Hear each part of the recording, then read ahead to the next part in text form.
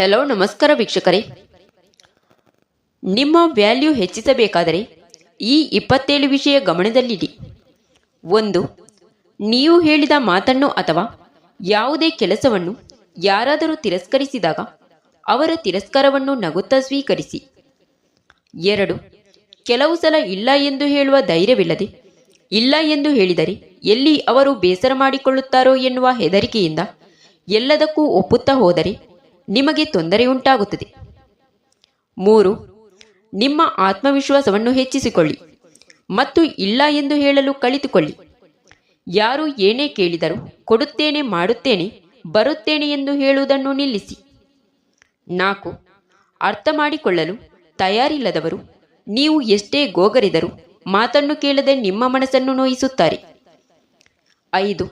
ಎಲ್ಲರನ್ನೂ ಖುಷಿಪಡಿಸಲು ಒದ್ದಾಡಬೇಡಿ. ಎಲ್ಲರಿಗೂ ನಿಮ್ಮ ಒಳ್ಳೆತನದ ಸರ್ಟಿಫಿಕೇಟ್ ತೋರಿಸುತ್ತಾ ತಿರುಗಬೇಡಿ. ಅರ್ಥ ಮಾಡಿಕೊಳ್ಳುವವರು ನಿಮ್ಮನ್ನು ಹೇಗೋ ಅರ್ಥ ಮಾಡಿಕೊಳ್ಳುತ್ತಾರೆ. 6. ನೀವು ಒಬ್ಬರೊಂದಿಗೆ ಮಾತನಾಡುವಾಗ ಅವರು ಪದೇ ಪದೇ ಸುತ್ತಮುತ್ತ ನೋಡುವುದು, ಮೊಬೈಲನ್ನು ನೋಡುವುದು ಮಾಡುತ್ತಿದ್ದರೆ ತಿಳಿದುಕೊಳ್ಳಿ ಅವರಿಗೆ ನಿಮ್ಮಲ್ಲಿ ಆಸಕ್ತಿ ಇಲ್ಲ ಎಂದು. ಹೀಗಿರುವಾಗ ನೀವು ಅಂಥವರನ್ನು ದೂರವಿಡುವುದೇ ಉತ್ತಮ. 7. ಇಂತಹ ಪರಿಸ್ಥಿತಿಯಲ್ಲಿ ನಿಮ್ಮ ಸ್ವಗೌರವದ ಬಗ್ಗೆ ಆಲೋಚಿಸಿ. 8. ನೀವು ಪದೇ ಪದೇ ಒಬ್ಬರಿಗೆ ಮೆಸೇಜ್ ಮಾಡುತ್ತಿದ್ದರೆ ಅಥವಾ ಕಾಲ್ ಮಾಡುತ್ತಿದ್ದರೆ ಅವರು ರಿಪ್ಲೈ ಮಾಡುತ್ತಿಲ್ಲವಾದರೆ ತಿಳಿದುಕೊಳ್ಳಿ ಅವರಿಗೆ ನಿಮ್ಮಲ್ಲಿ ಆಸಕ್ತಿ ಇಲ್ಲ ಅಥವಾ ಅವರಿಗೆ ನಿಮಗೆ ಕೊಡುವಷ್ಟು ಸಮಯ ಇಲ್ಲ ಎಂದು. 9. ಇಡೀ ದಿನ ನಿಮ್ಮ ಕೆಲಸಗಳತ್ತ ಗಮನ ಕೊಡಿ. ಯಾವುದಾದರೊಂದು ಕೆಲಸದಲ್ಲಿ ಬ್ಯುಸಿಯಾಗಿರಿ. 10. ಯಾರಿಗೂ ಯಾರ ಮಾತಿಗೂ ತಕ್ಷಣ ರಿಪ್ಲೈಯನ್ನು ಕೊಡಬೇಡಿ. ಮಾತನಾಡುವ ಮೊದಲು ಅದರ ಪರಿಣಾಮಗಳ ಬಗ್ಗೆ ಯೋಚಿಸಿ ಅನಂತರವೇ ಉತ್ತರ ಕೊಡಿ. 11. ಹೆಚ್ಚಾಗಿ ಶಾಂತವಾಗಿರಿಸಲು ಪ್ರಯತ್ನಿಸಿ. ಶಾಂತವಾಗಿರುವುದರಿಂದ ಯಾವುದೇ ನಿರ್ಣಯವನ್ನು ಸರಿಯಾಗಿ ತೆಗೆದುಕೊಳ್ಳಲು ಸಹಾಯ ಮಾಡುತ್ತದೆ. 12. ಯಾರಿಗೂ ಯಾವ ವಿಷಯದಲ್ಲೂ ಜ್ಞಾನವನ್ನು ಕೊಡಬೇಡಿ. ಯಾಕೆಂದರೆ ಈಗಿನ ಕಾಲದಲ್ಲಿ ಎಲ್ಲರೂ ಜ್ಞಾನವನ್ನು ಹೊಂದಿರುವವರೇ ಆಗಿರುವುದರಿಂದ ನೀವು ಸುಮ್ಮನೆ ಜ್ಞಾನವನ್ನು ಕೊಡಲು ಹೋದರೆ ಅವರು ನಿಮ್ಮನ್ನು ಬೇರೆದ್ದೇ ದೃಷ್ಟಿಯಿಂದ ನೋಡುವ ಸಂಭವವಿರುತ್ತದೆ. 13. ಕೇಳುವ ಮೊದಲು ಯಾರಿಗೂ ಸಲಹೆಯನ್ನು ಕೊಡುವ ತಪ್ಪನ್ನು ಮಾಡಬೇಡಿ. ಯಾಕೆಂದರೆ ನೀವೆಷ್ಟೇ ಒಳ್ಳೆಯ ಸಲಹೆ ಕೊಟ್ಟರೂ ಜನರು ಅವರಿಗೆ ಬೇಕಾದದನ್ನೇ ಮಾಡುವರು. ಹಾಗಾಗಿ ಸುಮ್ಮನೆ ಯಾರಿಗೂ ಸಲಹೆಯನ್ನು ಕೊಡಲು ಹೋಗಬೇಡಿ. 14. ಹೆಚ್ಚು ಮಾತನಾಡುವ ಅಭ್ಯಾಸವನ್ನು ಕಡಿಮೆ ಮಾಡಿ. ಎಷ್ಟು ಅವಶ್ಯಕತೆ ಇದೆಯೋ ಅಷ್ಟೇ ಮಾತನಾಡಿ ಸುಮ್ಮನಾಗಿ.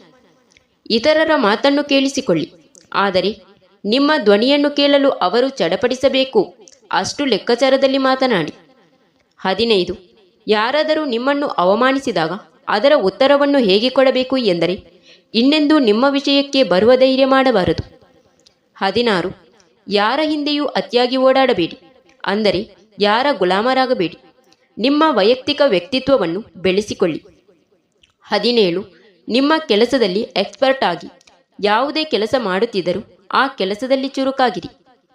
18. ಯಾವುದೇ ಕೆಲಸದಲ್ಲಿ ಸದಾ ಮುಂದೆ ಇರಲು ಪ್ರಯತ್ನಪಡಿ. 19. ಕಾರಣವಿಲ್ಲದೆ ಬೇರೆಯವರಿಗೆ ನಿಮ್ಮ ಸಮಯವನ್ನು ಮೀಸಲಿಡಬೇಡಿ. 20. ನಿಮ್ಮ ಹೇಳಿಕೆಗಳನ್ನು ಪದೇ ಪದೇ ತಿರುಚಬೇಡಿ ಅಥವಾ ಮಾತನ್ನು ಬದಲಾಯಿಸುವ ಕೆಲಸವನ್ನು ಮಾಡಬೇಡಿ. 21. ಇತರರು ಒಳ್ಳೆಯ ಕಾರ್ಯಗಳನ್ನು ಮಾಡಿದಾಗ ಪ್ರಶಂಸಿಸುವುದನ್ನು ಮರೆಯಬೇಡಿ. 22. ಜೀವನದಲ್ಲಿ ಮುಂದುವರಿಯಲು ಸದಾ ಪ್ರಯತ್ನಿಸುತ್ತೀರಿ. 23. ಎಲ್ಲಕ್ಕಿಂತ ಮೊದಲು ನಿಮಗೆ ನೀವೇ ಗೌರವ ಕೊಡಿ.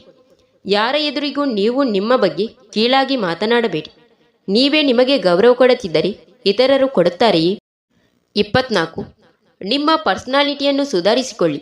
ಶಿಸ್ತಾಗಿ ಇರಿ ಮತ್ತು ಶಿಸ್ತಿನ ಬಟ್ಟೆಗಳನ್ನು ಧರಿಸಿ. 25. ಹಾಗೆ ಬೇರೆಯವರ ಹತ್ತಿರ ನಿಮ್ಮ ವೈಯಕ್ತಿಕ ವಿಷಯಗಳನ್ನು ಕೂಡ ಎಂದಿಗೂ ಹೇಳಿಕೊಳ್ಳಬೇಡಿ. ಮಿತ್ರ ಶತ್ರುವಾಗಲು ಬಹಳ ಸಮಯ ತಾಕುವುದಿಲ್ಲ. 26.